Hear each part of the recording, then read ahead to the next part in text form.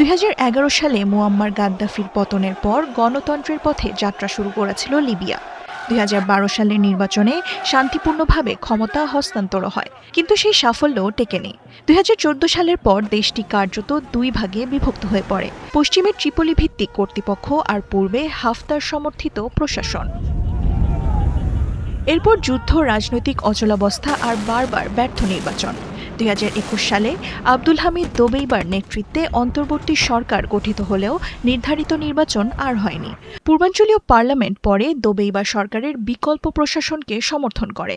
ফলে দুই পক্ষই নির্বাচন চাইলেও কে প্রার্থী হতে পারবেন, নির্বাচন কিভাবে হবে এবং নির্বাচিত সরকারের ক্ষমতা কতটুকু হবে, এসব নিয়েই শুরু হয় বিরোধ। তবে এবার অর্থনীতির জায়গায় কিছুটা বরফ গলছে। চলতি বছরের এপ্রিলে দুই প্রতিদ্বন্দ্বী আইনসভা এক দশকেরও বেশি সময় পর প্রথমবারের মতো প্রায় 190 বিলিয়ন দিনারের বাজেট অনুমোদনে একমত হয়। একই সময় পূর্ব ও পশ্চিম বাহিনী যুক্তরাষ্ট্রের নেতৃত্বাধীন সামরিক মহড়ায় একসঙ্গে প্রশিক্ষণ নেয়, যা বিরোধের মধ্যেও সহযোগিতার বিরল উদাহরণ। তবে সবচেয়ে বড় পরিবর্তনটি ঘটেছে তেল খাতে। অতীতে তেল ক্ষেত্র ও বন্দর অবরোধ করে একে অপরের ওপর চাপ তৈরি করেছে দুই পক্ষ। এতে লিবিয়ার অর্থনীতিতে বিপুল ক্ষতি হয়, কিন্তু এখন সেই অর্থনৈতিক যুদ্ধ অনেকটাই কমেছে।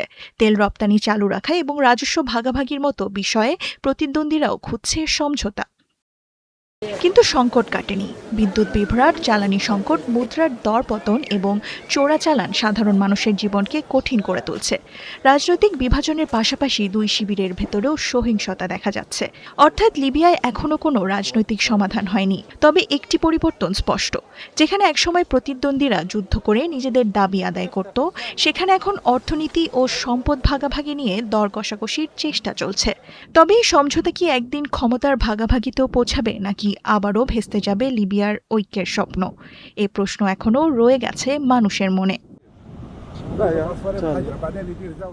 দামান মুবাশশিরা হোসেন, ৭১।